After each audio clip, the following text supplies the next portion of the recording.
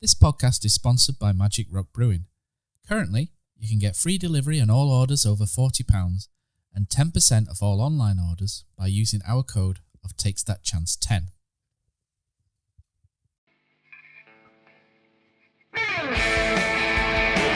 Jepson's there, Billy in, a goal, Chris Billy, Huddersfield Town.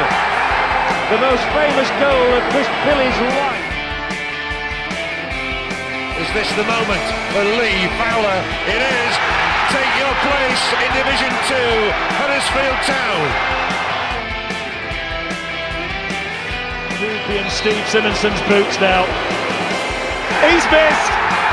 Steve Simonson clears the frame of the goal and collapses in a heap of tears. Huddersfield Town are promoted. Mustafa Schindler has a chance to write his name in Huddersfield Town legend. And he takes that chance! Welcome to Andy Takes That Chance podcast. Back in the summer of 2018, David Wagner asked, "Oh Lord, won't you buy me a Mercedes and Benza?" It's taken a couple of years of fine-tuning in the garage, but now the engine is ticking over quite nicely, as Isaac Mbenza was perhaps the standout player of the last week. And what a change we're seeing. Joining me, your reliant Robin, Matt Shaw. We have the soft-top ladder, Brady Frost. Ready to find it or grind it to hip top gear this week is the Sanyong Rodius, Mr. Richard Kosmala. And the in-and-out, not-so-nippy Rover City Rover, it's Simon Copland. How are we doing? Back to Matt. 2 wins, 2 clean sheets, Matt. If we can't be happy, then we might as well cut off and watch Ajax v Atalanta. Right, so we'll talk about QPR first. Good performance, 1-0 up early on, and I think we might as well just get this out of the way first and foremost, don't we?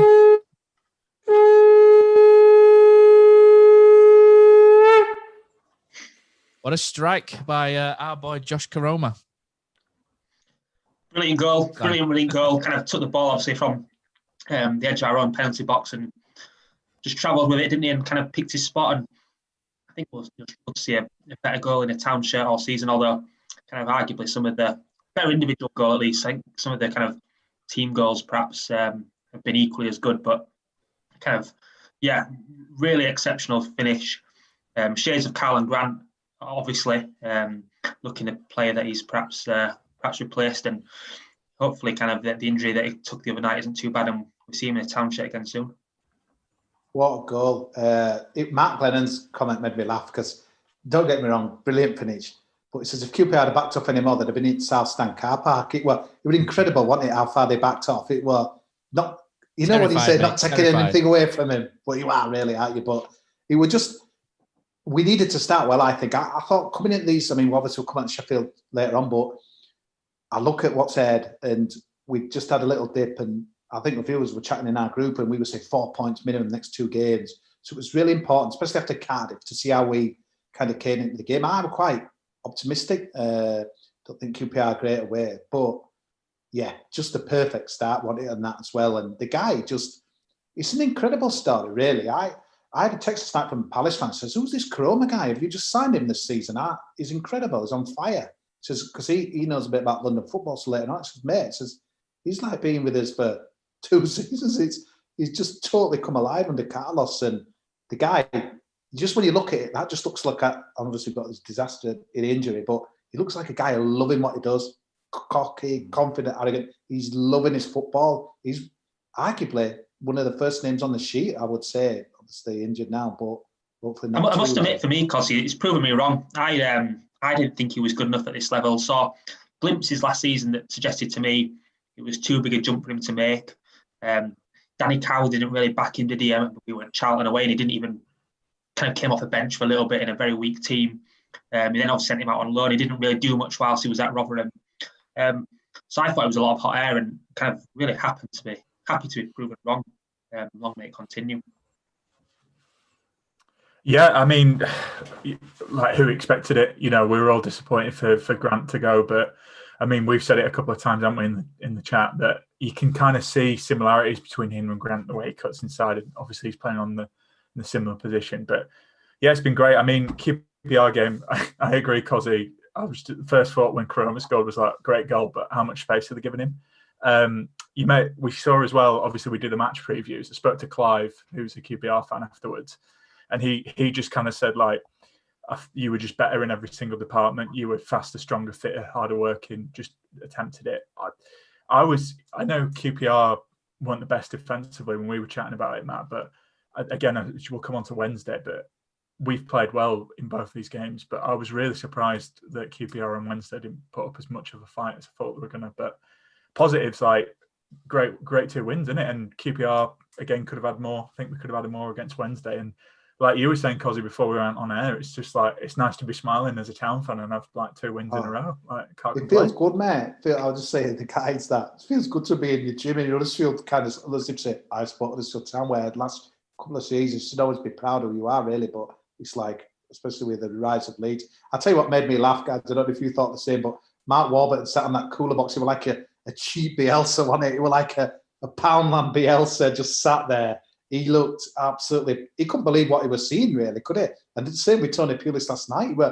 It's almost like they told him to do one thing and we made him, look daft. But again, 4 letters, 2 across. First letter begins with P, last letter begins with A. Huge difference to Huddersfield Town, that man. Huge difference.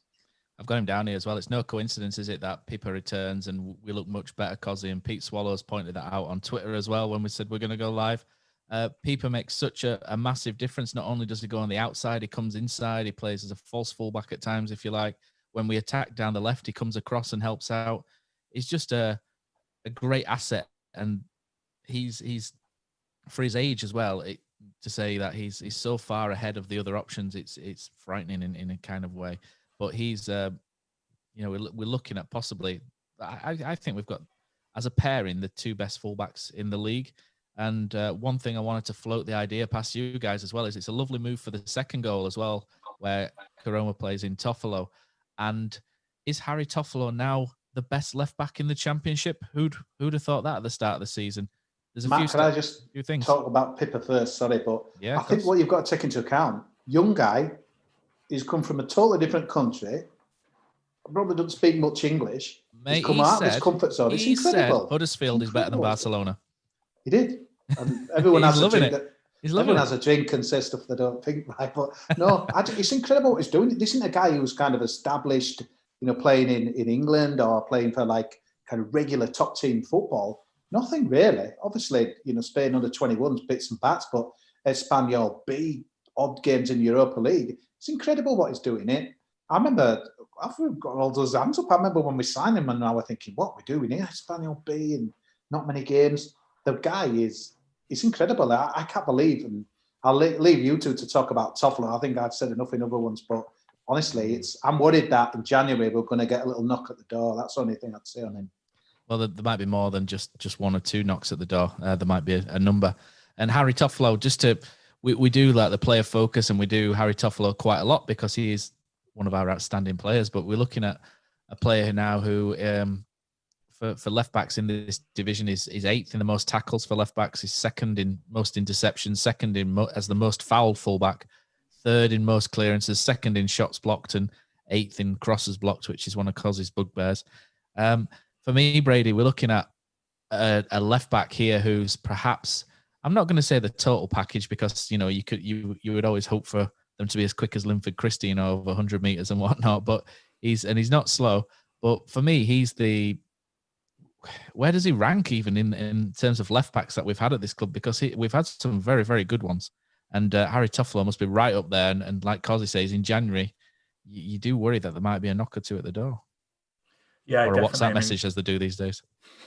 No, very true. I mean, obviously we had Chris Lowe, who was great and solid, but we've mentioned it before. I know we've all been a bit divisive, but best thing Danny Cowley did was sign Toffolo for me. Even if I know we love stats compared to some of the others on the pod, Matt, but if you just look at it, 2 goals and 5 assists from a left back, the only person who comes close is Jake Bidwell at Swansea, who is in a better team, I'd argue. Similar on paper. System, isn't it? Yeah, and he's only got a goal and 4 assists. I mean, what a player. Doesn't stop running. I think it's, when you look at stuff, most of our attacks come up with the left. I think what I've been really impressed with, though, is how well he works with Koroma. especially like they seem to be forming a nice partnership. I know Kramer got injured against Wednesday, which we'll come on to, but they just seem to link up really well, and they're building that partnership. It's just brilliant. I mean, I know Kosi was talking about Pippa, but both of them were apparently $500,000 each. Like, I know the thing that has impressed me, he hadn't had a dip, has he? That first, he came into a struggling team and he's hardly been injured. He's not had a dip in form at all. It's incredible.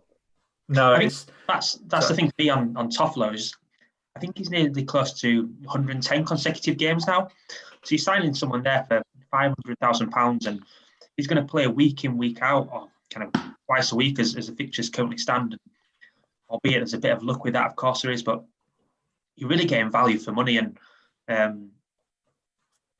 I think I agree with what Matt said. I think you struggle to find a better left back in the Championship at this moment in time.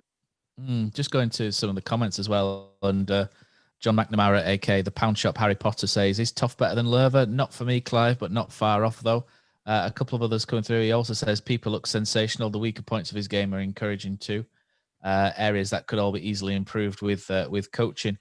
Richard Hookie says, both Pippa and Toff, brilliant players. Still think defensively they need to improve to be the best in their positions, but Bayek going forward. And Paul Gibson says, Lerver, Charlton, Cowan, Vincent and Toff, my favourite left backs, but can't rank them. Yeah, we definitely had some good ones, Kosi, and I think you go back to David Burke, I think was probably one of your initial ones, wasn't he? I think. But you know what though, Matt? I think to me, the two hungry players, they've come in, they want to be the best they could be, they played at a lower level.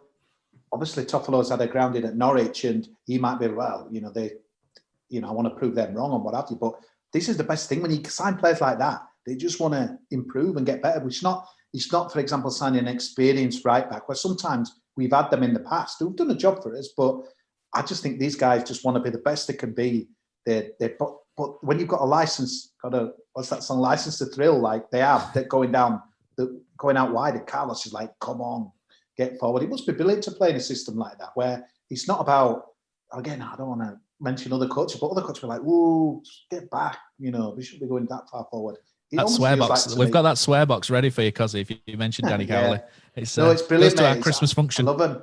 I think you've only got to look at it. It's such hard boots to fill, as we've seen, when people was missing, it wasn't the same. Especially on the right, we were more left-sided, and I mean, Jayden Brown, we were kind of buzzing about Jayden when he came onto the scene. He did well last night when he came on, which was good. But what a story. It's fantastic. We should be so proud of these guys because they are exceptional. Some of the best in the division, easy. I wanted to give a shout out. Sorry, Matt. Pippa is such a stark contrast to what we had last season. It really is chalk and cheese with him and Danny Simpson. Danny Simpson, kind of an old-fashioned right-back, defensive-minded, Pippa kind of up and down the channels, arguably out of where a stereotypical right-back position would be more often than not, but kind of just so dynamic and kind of you always feel like when he's on the ball, something's about to happen, which to kind of round up my point certainly wasn't the case last year. So I suppose what I was saying, that I imagine people would fit in Danny Cowley's system, and I can't imagine Danny Simpson would fit in a Carlos Covenant system either. He's seen it all, Danny Simpson. He did a decent job for the time, but I thought he lost his way a little bit at the end. The hunger, see it going. Obviously, the incident with his departure, but I just think you've got a guy wanting to prove something in English football and be a young guy, and Danny Simpson, kind of been there, done it, won the Premier League and stuff. I think it's chalk and cheese, really, mate. Them two definitely upgrades easily. Philip Lawton's cheating on the YouTube comments. He says Ray Wilson wasn't bad, and Bob McNabb also played for England. But sorry, mate, we don't go back that far at 50s, 60s. Although we could all throw Sammy Wadsworth in from the 20s as well, couldn't we? But I don't think Toffolo's probably up there with Ray Wilson, but he's doing all right. One player I wanted to give a bit of a shout out to, I did tweet about it, is Ben Hamer.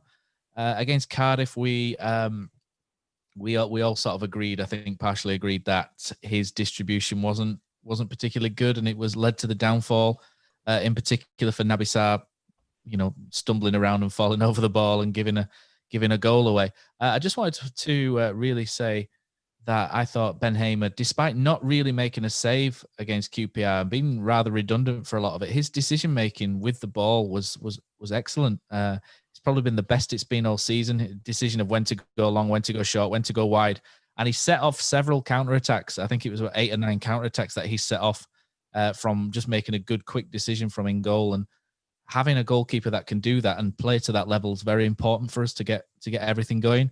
And, you look at some of the goals we've scored this season, a lot of them have started from Ben Hamer. And I just wanted to really just give him a bit of a nod and say that his contribution, despite not being obvious, was pretty good against QPR. Si, you look like you're champing a little bit there. I'm on mute. Sorry, Matt. I think kind of the best way to pay Ben Hamer some credit would be to say we missed him when he was out of the team, when he was obviously in that kind of quarantine or in isolation for that period. A little bit, but that will be down to Pereira's performance. Kind of fell short of expectations. I thought Schofield did okay, but his distribution probably is a level below what Hamer's is currently. And it's been surprising, actually. Hamer previously is an English goalkeeper who's perhaps not renowned for his distribution and probably has needed to work quite hard on that asset of his game, and definitely looks at home right now. Absolutely. So 10 years, Kosi, since it's 10 years on the 3rd of January since Anthony Pilkington stuck that ball in the top corner against Sheffield Wednesday. And that's the last time we've scored at home against them in a game of football, until that was last night when my mother is Mr. we're Conch. going nuts tonight when I went in because Sky, apparently the ball's up with a red button. I saw a few people tweeting about that. So Mrs. Kosmala missed the first goal and she was not happy by the time the red button was rectified. But yeah, just finishing on Hamer. There was I'm sure, 200 career appearances or something on the map the club tweeted out. It was a milestone moment over the weekend, but you can't be a mug if you got that. And obviously took absolute pelters over the kind of few seasons. So they were deserved, weren't they? They were deserved, but yeah, it's a redemption story. That's great to see, isn't it? I think. Sorry, just to kind of finish on Hamer. I want to say we did criticise him a lot on the pod, and we touched on here credit where credit's due. I think he has been a bit, he still made a couple of mistakes, but I think it's frustrating when it happens to your own team, but you kind of need to remember championship goalkeepers make mistakes, otherwise they'd be in the Premier League. So I want to apologise. I know Ben won't be listening, but I think he's been cracking this season. He's had a couple of slip-ups, but to be fair to him, he's recovered really well. And more of it, please, mate. I think just text me, Brady, as Ben has just texted me saying thank you very much. He says, I watched it all right.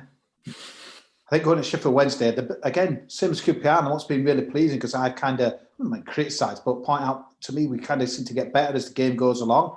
I've not really seen us kind of blitz the team at the start, and there we went again. It was incredible. I mean, if you're a Sheffield Wednesday fan, my mate's a big fan, and he was texting me. He turned it off after 2 goals. He'd had enough, mate. And they were, but I look at it from our kind of point of view. We were a fantastic start. We were on the money. We were running riot, mate. We were running riot, guys, weren't we, in that first 20 minutes? Do you know what's good, Kosi, though? When we've started like this before, and then we've taken the foot off the gas, and then we've lost the game. I think Preston, Bristol City, possibly similar, maybe not quite as good a start. But for me, I bring this forward on the agenda. Our game management has improved a notch. A couple of weeks ago, I mentioned that in terms of game management, we're a little bit all or nothing, in terms of going forward. But now we're a lot more thoughtful. I think we're progressing as a team as well. We're no longer just all going forward for 90 minutes, and then when everything goes wrong, everything kind of goes to shit, if you like. We're actually now, and I think a big part of that is down to the performances of Carol Lighting in midfield. I think he's been exceptional the last 3 or 4 games. Physically, last night was what struck me the most. He was going shoulder to shoulder with people. Weeks ago, he was getting bumped off. He was, down on his backside. Now he's able to mix it at this level, and it's coming up to January. And for me, I know Brady would be very much on board with this. Sign him up. You all of a sudden starting to think, do you know what? He's actually getting a little bit good. Is Carol Lighting. If we don't move fast, then someone else is going to notice, and that could be a slight worry. Again, these knocks. Bang on the money, Matt, and a couple of people I really kind of like reading. Chris Dunlavy, your Football League paper editor, he were at our game on Saturday. He said Huddersfield could have gone up a few more gears. Great game management. He kind of had a good little go at Fraser Campbell, but saying if we had a better striker, we'd have scored some more. And Stuart Rayner, Yorkshire Post, I read his report this morning. He's exactly the same. He says Huddersfield just eased off. They saved the energy. They could have scored more if they wanted to. Obviously, the penalty will probably come on to, but. And that was the beautiful thing. It's like I said, we're learning, mate. We're game management. We're learning how to control the game. Never at any point did I think Wednesday we're going to get back into it. yeah, they were bad. The bottom of the league for a reason. It's not just the point deduction. I think, like probably a lot of us, we all thought Pulis, looked at some of their players. I mean, I was saying to you about Josh Windass, and not about worried, but I was thinking, God, it could be a bit of an issue. Like us, does Josh? Does not like us. But you know what? And again, another big credit to this guy, because we nailed him a little bit last week. Naby Sarr, 2 great games, mate. He's come back firing, hasn't he? Been fantastic last 2 home games. Do you know what, Kosi? I don't think we got it in last week, but I wanted to talk about Naby Sarr in the fact that he either plays really, really well or really, really shit. There's nothing in between. and when he plays well, we win. And when he plays badly, we lose every time without fail. And I've never seen a player whose performances are so intrinsically linked to whether we win or lose. And I know some people have mentioned there's a bit of Efisodji about him, but I think we've got away with Efisodji playing badly a few times. That Scunthorpe one where we won 3-2. But Naby Sarr, for me, if he plays well, everything builds from that platform he sets, because he's taking the ball out of defence he's almost into the final third, ball at feet, and picking passes. He's such a dangerous player bringing it out. And sadly, when he's not on it, he's a dangerous player going the other way for us as well. And he gives away a lot of free kicks, which is a bit of a worry. But 2 games, superb performance. Before that, a couple of stinkers. And I think this is just what we're going to get with him, Kosi. I think he'll either be player of the year one week and then worst signing ever the next. And I think it's just a case of fitting someone in like Roman Edmonds-Green next to him, who's done so well these last 2 games. And he's your consistent one. I think it's going to be interesting to see how this goes there, because part of me wonders, like, he's obviously Schindler and Stearman and a bit more experience, a bit older than him. And I just wonder now, the fact he's got to kind of bring through a young guy. I mean, I know Edmonds-Green's interview were interesting one last night, I don't know if you heard it after, but he was like, Schindler for 4 years, he's learned off it, this, that, the other. It's almost like a mentor. And I think on the pitch now, Sarr is going to be kind of mentored in Edmonds-Green. Edmonds-Green's going to need Sarr. And I think Sarr will relish that. And I would really chuff for him, because, it would mitigate probably his fault for sure at Cardiff, but I don't think Emma did it. But both guys have come back, shown great character, and massive in these 6 points we've got. Yeah, absolutely massive. Go on, Brady. Sorry, I think what impressed me, just quickly talking about him and Sarr, was because he was talking about how we've learned so quickly. Like Cardiff, we all know the mistakes and we don't want to talk about it. But what impressed me on QPR was they tried to do the same thing and they would just kick it out. Same with Wednesday last night. If we had to go long, we have to go long. And I know that's a bit of an obvious one, but you won't get pelters, will you? If you need to get clear it. But decision making. Edmonds-Green, no, absolutely. And Edmonds-Green for me as well. I thought he played really well last night. I was a bit worried about him because his first start, and again, given what Pulis is like, I thought they'd be targeting him, Callum Patterson on him, but he looked really comfortable. And I think he was garbage. That Patterson, wasn't he? Absolute garbage. What a donkey he was, wasn't he? And I think what impressed me about Edmonds-Green though as well, and I've seen this in a couple of games where he's come on, like you say, like Kosi said about how Naby Sarr might mentor him, but he's not afraid to tell Naby Sarr. Like I've seen a couple of games where he's like, "You need to get back," and I just think the confidence for a young player to do that, he's a good lad, isn't he? Given how Schindler and Stearman are going to be out potentially for a bit as well, looks like this could be a centre-back partnership for going forward for quite a bit. He's grown up in Peckham as Roman Edmonds-Green in those cage footballs in London. You don't make it through that if you're a shrinking violet. That's one thing for sure. And I'm really pleased for Roman Edmonds-Green because it's always great to see kids come through and stake that claim. But we'll go back to the goal. Josh Koroma again, another nice finish. And I know that I'm the president of his fan club, etc., and I'll talk about him for ages. But and we'll leave the conch on the table for this one. But earlier in the season, when we assessed Josh Koroma, he was needing around, I don't know if you guys remember, he was needing on average 14 shots per goal to score. So just one thing that I wanted to point out was the improvement that he's made in this. So now he's in this area, he's now down to 8.8 shots per goal. So you can see that he's improving in this area, and you can see the impact that Carlos Corbrand's had over him as well. And not only has he been more creative, he's scoring more goals, he's getting into the final third. He looks sharper as well, or before the injury, obviously. And he's had 53 shots this season, 16 off target, 19 on, 18 blocked. Sometimes he makes the wrong decision, but he's getting better all the time. He's hit the post once. And he's improving at this rate. And at this rate, on the trajectory he's going, he's potentially, this is touch wood with injuries and make sure he keeps going on the same path, but he's going to get over 15 goals this season, which I think would be a really remarkable achievement for him. And he's on course to do so at the minute. And for me, it's so exciting watching a young player break through like this. And you look at him, you think he could play left, he could play right, he could play central. And I'm full of enthusiasm about him. I don't know what you think, Si. Yeah, it's interesting. The thing that stood with me there, Matt, from what you just mentioned, was around 53 shots so far this season.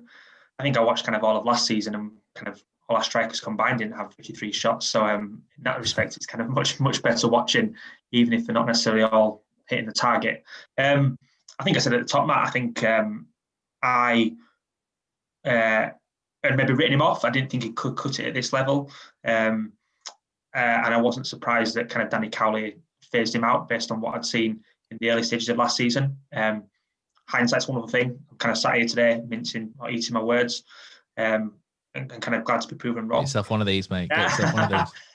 Need to get down B&M, don't I, mate? That's where I got from. Amazon, nice.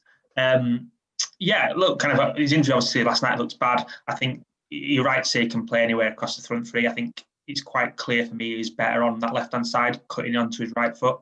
I think a couple of times where he's played on the right-hand side, things like Cardiff away, he's been a little bit less effective. I think that kind of combines with Benza being really good on the right-hand side as well. And kind of them two in kind of those two positions are kind of very much in our starting 11 right now, and we wouldn't have said that many weeks and months ago, would we? But long may it continue, that's for sure. I think the thing for me, what I just couldn't get, and I got levels, lower the standard, but later on, what did he get? 32 goals in a season or something, over 30, wasn't he? Was really high. And I don't think he got that many. I think he only got 10, 11 at Leighton Orient. I'll look that up while you're talking. I thought he got a big haul and that as well, but Macaulay Bonne might have done. But he was just a winger. I just kind of pitched and dovetailed him kind of as a wingman, really, and what we saw early on, and then glimpses that there was nothing. I remember the Leeds game when he played with all them kind of young guys when, say, the Beaters and Cowley had, chucked out the experienced, and I thought he would all right then without really threatening. I didn't think he was a threat, and now he looks like he can play like as a striker. I mean, he does. Like I said, we've got guys now who are just playing him all over the pitch, but this guy, I mean, we're all just praying to God that this scan that comes back, because that looked bad, didn't it, last night? It looked really bad. And very Schindler-esque, wasn't it, with the twist? He got 11 the season before. 11, yeah. 11 and 7 assists, though. Yeah. He played 30 odd times. Good research, man. But yeah, no, it's really good. I think that's the only gloss that gone off. And I always felt this season we needed, the small squad, we definitely needed a few more bodies, but I want too fussed about having a massive squad. You've only got to look at Nottingham Forest to see what a mess they're in with their 30-odd players. So I won't bother about that. But you need luck, don't you, with injuries? I know everyone does, but bloody hell, Schindler, Hogg, and then Stearman, Karoma. These are big players for us, aren't there? And obviously we're still waiting for kind of news from the other three, but the Hogg thing, I think it was a sensible move to take him off, but then he has a problem with that hip quite a lot, does Hogg? He points at it's a sort of a reoccurring thing, and he seems to have a game or two off and then he comes back. But there's a lot of games lately, and Hoggy. But what I was going to mention about Town's game management as well, Jonathan Hogg is also largely responsible for Town's game management and getting to grips. His injury was pretty bad, but Hoggy was excellent against Sheffield Wednesday, and it was noticeable that as soon as he went off and Bakuna came on, because I don't want to talk about Bakuna, but he was absolutely diabolical, frustratingly diabolical the whole time he was on the pitch. Stupid sub, Matt, though, that why. I mean, Matt Glennon said, didn't he? He said, I'd have had him off at half time. He was annoying me that much. I would genuinely, with the 5 subs, I'd have taken him off at half time. He was that bad, I thought. Bakuna. I think probably Carlos thought, well, it's a game where they're just giving us absolute space so Bakuna could run riot. But because I think a lot of us had probably put Vallejo, wouldn't they? Maybe a like-for-like placement, although maybe a big ask. But I would think if we're 2-0 up, this might not be a bad time to blood him. But typical Carlos, he does something totally left field, and rewarded by that. Yeah, he had Eiting at 6, even when Vallejo was on. The only thing I'd say on the penalty, because I saw everyone steaming into him last night, and that's when I get it. The only thing I don't know what was kind of said was there was a nominated penalty taker, but I always think it's who fancies it. He got hold of the ball, he fancied it. If Carlos came on tonight and said, well, hang on a minute, Richard, it was Fraser Campbell who were going to take it and Bakuna had just done it, then I get it. But I don't have too much of a fuss with it's who wants it and stuff like that as well. But then at the end of the day, if you're going to do what he did, don't do that. And oh God, what, he were a horrendous penalty. It's as bad as you've felt, seen that. It felt for me very reminiscent of Van der Parra a few seasons back when he kind of grabbed the ball and kind These of Dutch lads, missed it, and then kind of the rest is history, so to speak. Just to come back on Hogg, I thought it was kind of influential last night. And John Smith on Twitter, he tweeted as yesterday, said, "Please mention the fantastic job Hogg was doing in the game. It's not a coincidence that Town's total domination of play declined after he went off. Although we kept Wednesday at arm's length, we had lost the control of the central area. The good Hogg releases both full-backs to attack as well as the two number 8s over United. Similar role as played under Wagner, but with some differences. That was a 4-2-3-1, and Hogg's role was cover, win the ball and pass it to Moy and a centre-back. Hogg far more important than most realise. I definitely echo that wholeheartedly." Yeah, Hoggy was definitely there, but Juninho Bacuna, I'm just getting the impression that he's maybe buying time and before he moves on, and it's a shame because he's got all the potential in the world, but if he doesn't want to listen, and it's just little things like when he loses the ball, he's walking back now, and visibly you can see him walking rather than running back like everyone else is, and it's a little bit sad to see, but I don't really want to delay on him too much. Yeah, I don't want to dig players out. I think the only thing was when whoever was fighting over the ball, I think I kind of knew he was going to miss it. But I don't know. Bacuna, I just think it's best for probably him, probably for us if it's moved on. We've had 3 different managers under him now. It's so frustrating because I think it was David Hartrick who nailed it. But if he was consistent, and we all know what he can do and amazing, he would be a 15 million, 20 million pound player. But he's just not. And he can win you a game, he can lose you a game, and it's frustrating. And I want him to do one week. I think he's one of the most frustrating players we have because you know what he's capable of and you know what he can do. But I kind of think he just needs to move on. I think if we can get money for him in January, I hope he does well, and I wouldn't be surprised if he did well at another club. But I think it'd be best if we could get some money for him if we could and reinvest it in the squad because it doesn't seem to be working, which is a shame. How bad was Sheffield Wednesday though?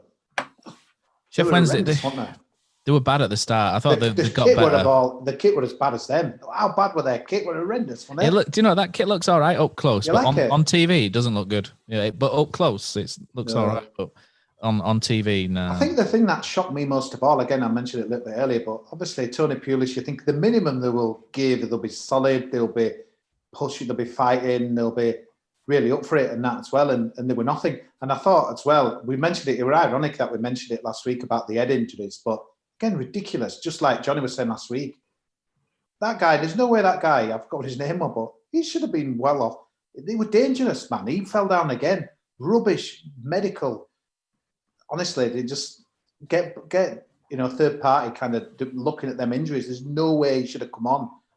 Campbell had, elbowed him. That didn't mean to, but that guy weren't fit, and he was a bit scary with that because I saw him go down in back play. I thought he's not right, and sooner that's sorted out, the better. They did football. Just poor, man. Poor. Look after your players, man.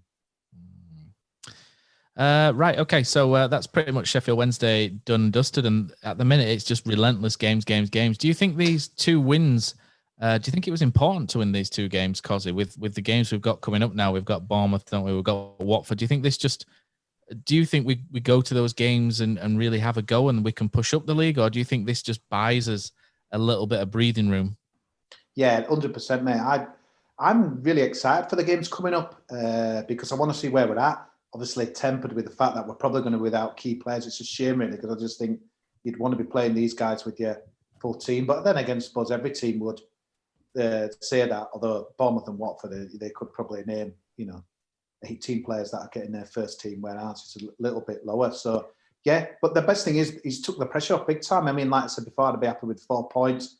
We've got 6 with kept clean sheets as well. I want to see how Edmonds Green goes on against Troy Dean, if it is him again, and Watford and, Bournemouth. Ismail Assar, isn't he, their star man? Yeah, and Jefferson Lerma, and let's see how good we are. Part of me in my heart thinks they're probably going to have too much for us, but I'm going to watch this game. So I'm going to be really looking forward to this game because this is a game that gets me excited. Mate, it looks like Dom Solanke's finally found his touch, So he's started this season very well, and it's about time with some of the talent he's got as well. But what do you do then in terms of Hogg and Karoma? Brady will obviously cover this on the preview thing, but who would you look at? Jayden Brown looked quite good when he came on. And what did you guys think of? I know Jayden Brown's a left back, but he can put himself around. But what did you think about Alex Fueko when he came on? A couple of people to me said he was a bit overweight, and if he's overweight, I'm knackered. Shall I go? I don't think he was overweight. I thought he looked okay. I mean, obviously we lost Hogg, and Hogg played really well, but the guy ain't played for 10 months. But be interesting. Obviously, Bournemouth return of Philip Billing, which no love lost there for some fans. But I think obviously we talked about it before, but when you play Hogg, O'Brien, and Eiting, we haven't got a lot of height in that midfield, and Vallejo brings that. Just give him a start. Depends how Hoggy's going to be and what the news is. But, we do need to rotate. I'm not really expecting much from Bournemouth. I'm not expecting much from Watford, because I think particularly this year with the virus, like the Premier League and the parachute payments, and let's be honest, their squads are much better than anyone else's. It's no surprise that they're in the top three. Give these players a run out. Coventry's in midweek. I fancy our chances there more than I do Bournemouth and Watford. But why not? I don't know. I agree with you, though, Kosi. We won 2 games. Why not? Really, don't you think it's the best thing? I think is that these teams will think we're not looking forward to play Huddersfield Town. I'm not saying they'll fear us, but they won't want to. They could pick a lot of other games. I think where before Huddersfield Town they'd be like, before bring that on. We want to play Huddersfield. We'll beat them. Now they'll be thinking, oof, there's gonna be a. It'll be interesting, won't it? Because you think of the big test this year with Brentford. I mean, it was very early on, wasn't it? But they did kind of maybe take us down a little bit. I think Cardiff, just everyone had an off night, really, and that as well. I didn't think they were particularly brilliant, and it was just the error on the hour mark that kind of tilted it their way. But it's a real beautiful test for us. And part of me thinks, we'll probably be sat in the next couple of weeks saying, they had a bit too much for us. But I just wish we had everyone fit. But in this COVID season, I think we've just got to get on with it. And Edmonds Green is going to get his opportunity now. I just don't know about putting Viaco in, Brady, but part of me is thinking, who else could we put in? But I haven't seen Bakuna's efforts last night. But could you really have someone who's not to speed thrown in the bear pit at, if you can call it that, at Bournemouth? I'm not so sure, me, to be honest. But yeah, I think the only thing I'd say with that is, and I agree, is kind of chucking him in at the deep end. But with these 5 subs, I know Colburn doesn't seem to make as many subs, but if something does go wrong, I think the 5 subs give you a chance to change it up a bit more than you would normally. So I don't know. I've got to be honest. I felt Hogg last season didn't have the best, but he's been cracking this season, and he'd definitely get in ahead of Vallejo. But I suppose it just depends if he's fit or not. I personally wouldn't be surprised to see Pritchard start in the midfield at the weekend. Perhaps with Eiting dropping back to that 6th role that he played kind of once Hogg went off last night. Seemed to suit him a little bit, although he's kind of quite good going forward. To your point, Brady, that doesn't provide us with much height in midfield with a 3 of Eiting, O'Brien and Pritchard, but I think it might be that option that he goes with. And Benza were great as well. Going back last night, wasn't he great? I love the fact that he comes. I mean, you've got to do it in Coburn's team because you won't get in, but the fact he comes back and helps out, he's such energy. He's enjoying his football, big smile on his face. I was loving a lot of the tweets last night. Just kind of, it's one guy maybe laughed and said, "Oh, Isaac, that tweet I kind of put out last year, I've deleted them all. You're a legend," and all this. I love it, mate. I'm loving to see the positivity on our timelines and stuff. And why not, mate? We're the top half of the table. Bloody hell, at the start of our season, this podcast, and I think I just said we'd just stay up. A couple of guys said, go down. We're 12. Okay, we might. You said, Matt, that could be our ceiling and you might be proven to be right. But you know what? There's some good foundations being laid out. I'm really excited about kind of the future of Huddersfield Town now. And God, we've been at so many miserable times, haven't we, in recent times? It's brilliant. We should just enjoy it. Yeah, it's a shame Neil's not on this tonight because I think he would spend about half an hour talking about Isaac and Benza and they'd be on the bike together riding around, wouldn't they, as usual?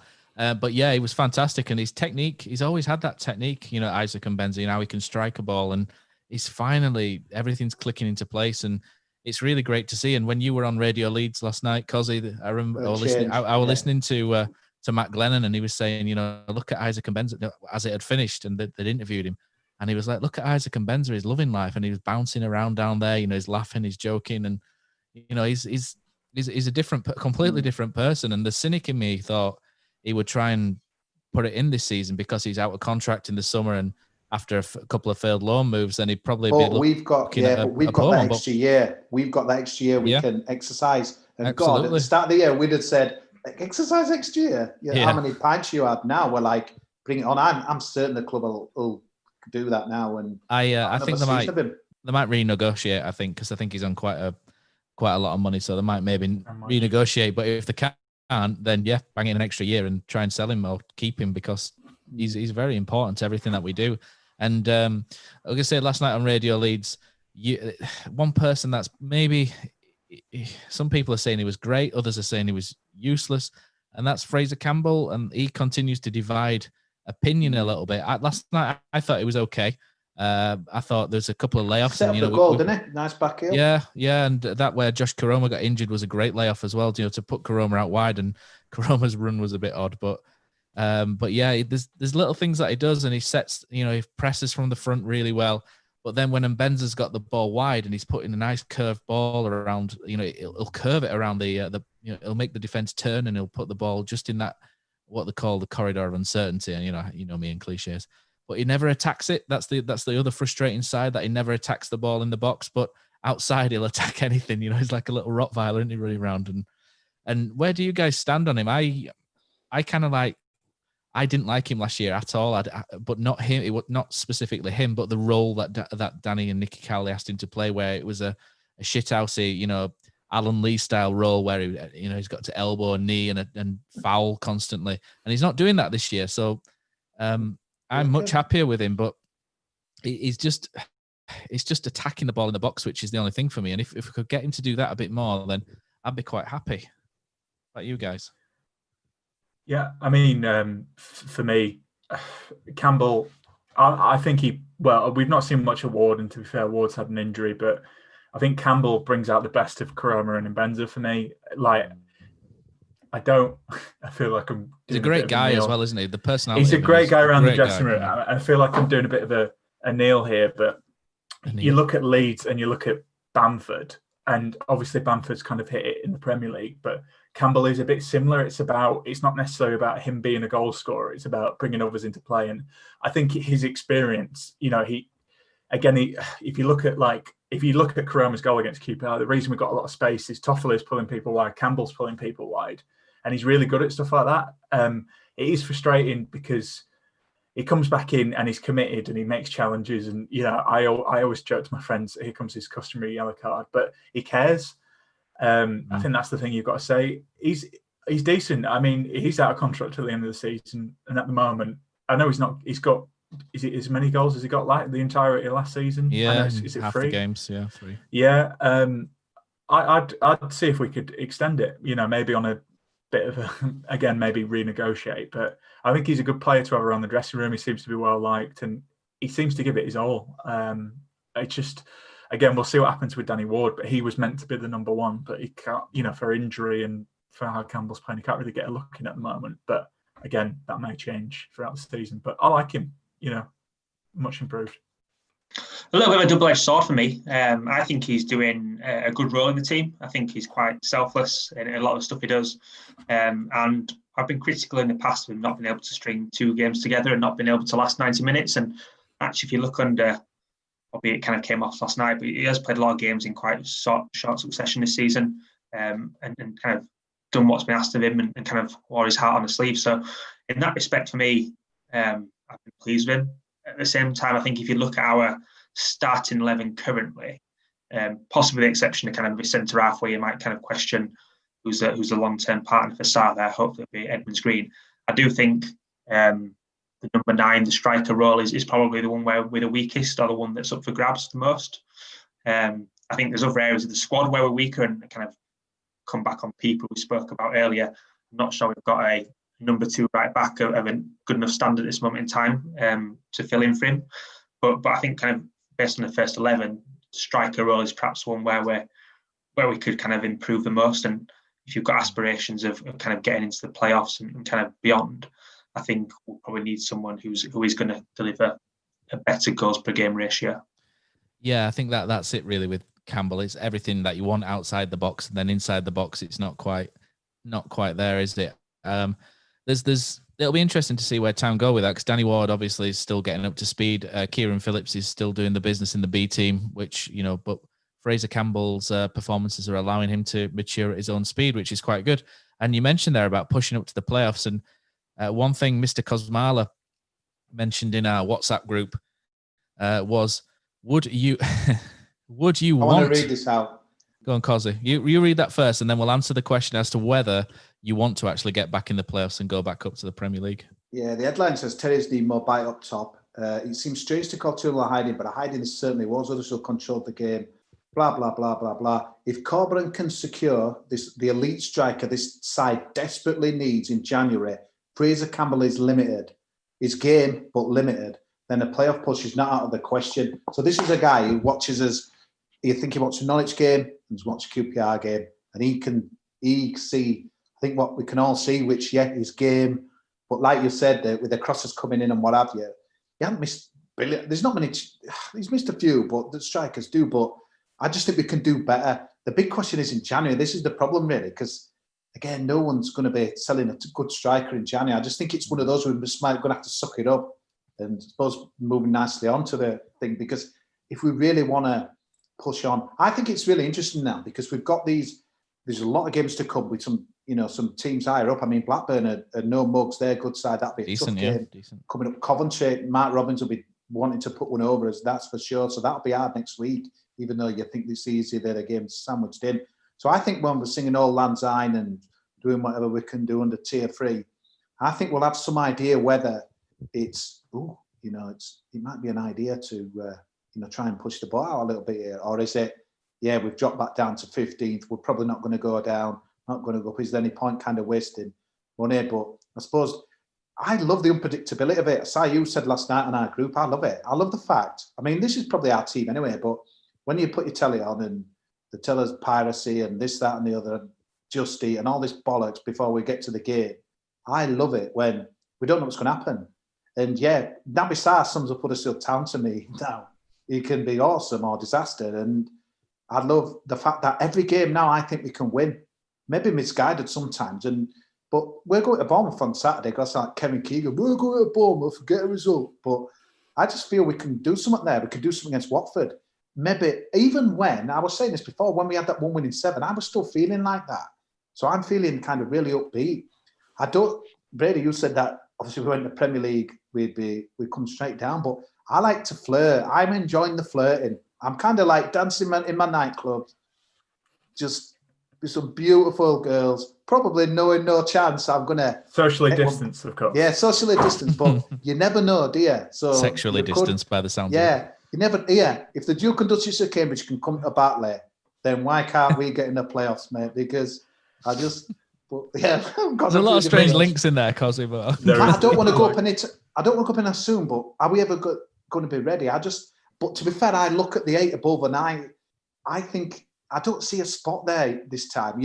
I think that's a really solid 8 in front of us. And we had a bit of an argument again, didn't we, last night about is it a good division or not? And O'Neill don't think it is. And you look at Sheffield Wednesday, you could argue with that. But I just think when they look who's above us, I think they're all better than us, even though obviously we've won at Swansea and, we give others a game.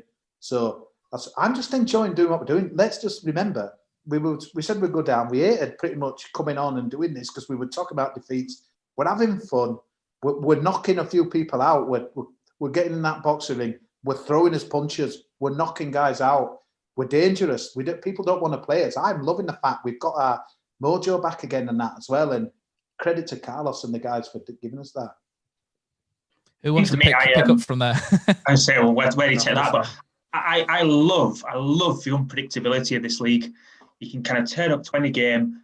We could win 3-4-0. We could lose 3-4-0. And that's a bit of a reflection of the current Town team as well. But it also probably a reflection of how much of a level playing field the league is, with 1 or 2 exceptions. And also a reflection of how quite crammed the games are together, which means perhaps you're not seeing the best football or the best teams all the time. And a few injuries here and there kind of has a bit of an impact on how teams perform. Kind of contrast that with what we kind of had in the Premier League, which was you go 1-0 down, kind of the game's over. How long can you hold out?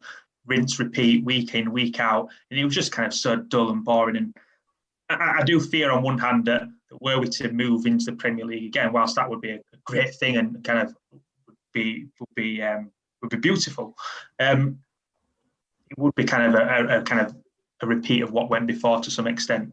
The one thing I would say before I kind of perhaps hand over to Brady was that I'm not sure Carlos will be happy to just flirt with kind of being promoted. I think Carlos will have aspirations of taking Huddersfield Town to the next level, and will have aspirations of managing at the next level, whether that be without Huddersfield Town.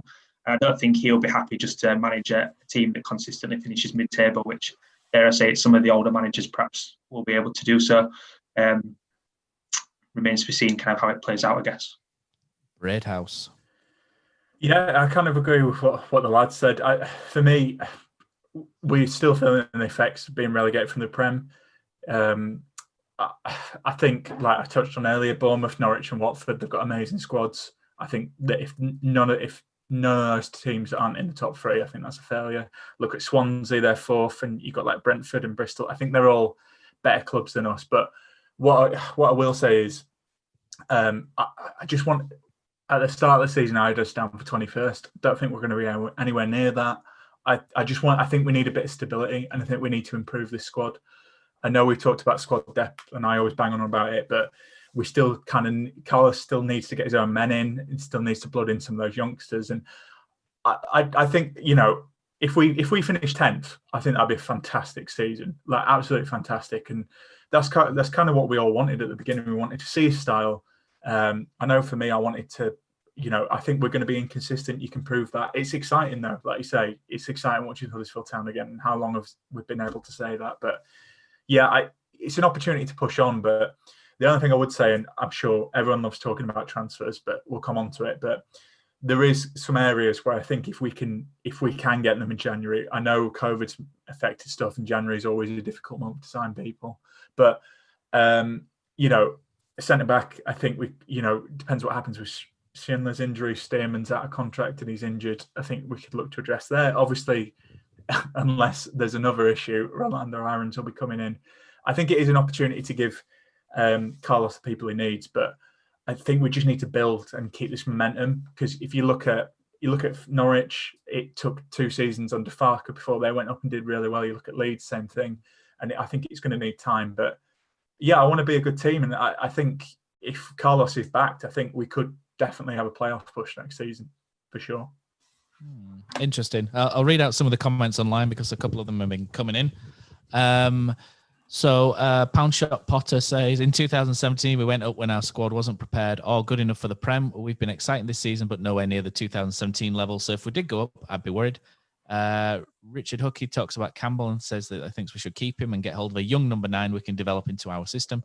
And HT Space FC says, don't want to go up this season. It's the same as 16-17. We were not ready for the Premier League. Contracts expiring in summer, and hopefully free up funds to really attack the league next season. And Dave Mitchell echoes and says, promotion next season with a full stadium, please. Yeah, I think that's right. Sorry, Matt, just on that one, Dave Mitchell I said that last week. Definitely, you think you've got his Pritchard out of contract.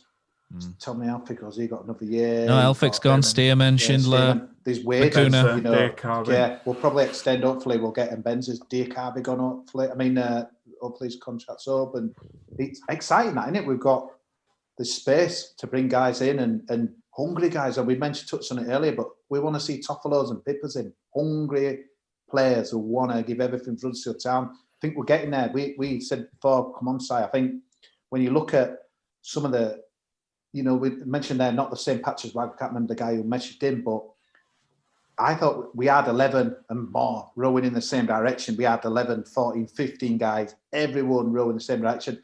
We had hardly anyone rowing in the same direction a year or something ago. I still think people are there's people who can't do what Carlos wants. Maybe that's kind of different to commitment or whatever. Maybe there are some guys who's not all that, and without naming names, I don't think we've got everyone on the same page yet. And I think definitely the summer's going to give us the chance to do that. That just excites me, does that? Because isn't it great when you're on a journey? Isn't it great when you're on an adventure? I love it. I love it. Yeah, look, the Premier League would chew us up and spit us out. That's pretty much that's pretty much what we can all see. But for me, if promotion to the Premier League is ever there, you have got to take it. Huddersfield Town will always be a side that will struggle to compete at this level and the next level, if an opportunity to get promoted arises, you have to take it, because it opens up so many doors, windows to sponsorship, to players, to new fans, to all sorts. And it's impossible to turn down. It may not go well. It may go well. We've obviously got a blueprint for how not to do things if we go back up, which is very clear. But we seem, structure-wise, we seem better in areas, but not in areas. So I think for me, I don't think we'll be higher than 12th this season, as you know, like Kosi said. I think 12th is probably our ceiling maybe for this year. Yeah. But going forward, Huddersfield will always be one that operates one of those smaller wage bills, and then jumping from 12, 13 million a year up to 50, 60 it's just so difficult. And I think as long as that's the case with us, we will always struggle to bridge that gap. It's just what we were saying before, Matt. It's all right us saying we're ready to go again in August with new players. It's all right, but take Toffolo out, take Karoma, maybe decent bids come in. That's the thing. That'll be, to me, as important as that in the summer as bringing guys in and that as well, because there's definitely going to be guys sniffing for them too, because they stand out, mate. If you watching Sky Sports News, and we hardly get any coverage anyway, but God, it's that Toffolo. Bloody hell, it's Karoma, that Huddersfield. You know how people talk. That's how it. Obviously, people know stuff like that. So, but isn't it great to be talking positive about players maybe being sold? Can we get in the playoffs? You know, the club's on the up, but I think we should still just, even if we lose the next two, Bournemouth and Watford, maybe they give us a bit of a pace. And I still think we've just got to keep that positivity there, because, like you said, Brady, their squads and what have you. Norwich had about 11 men missing the other week and still won 2-0. It's like... No, mate, Coburn out if we lose to Butt. Yeah. Before Christmas, get rid of him, man. Yeah, I think that's... smile much, does he? I'll celebrate. Carlos. God, he looks like one of those school teachers where no matter what you did, you'd never be good enough for it. And that's well, a serious man. So we're ready to wrap up this week. So thanks to everybody that's joined us online. John Smith's just joined us at the end as well. Says Scott High's Hoggy Mark 2. Let's hope so. Thanks for sponsoring at Stadium, John. We need your money, man. Yeah, and Tom says Akinfenwa for Campbell. I don't think so, mate. I'm not having Akinfenwa at Huddersfield, not in this system. You'd give 100%. Just before we go, sorry, Matt, I realise I'm jumping in that you're wrapping up there. Well, I'm doing you a favour, mate. Obviously, listening live, we've done this at 6:30, done this earlier. To our listeners, do you prefer this? Can you let us know? Like, tweet us afterwards, comment. Like, just be interested to see, because just see what you think. Sorry. Yeah, so that's it for this week. Let us know in the comments via Twitter or Facebook which you prefer, what times you prefer us to go live, and we'll do our best to acquiesce to that. So thanks for joining us online.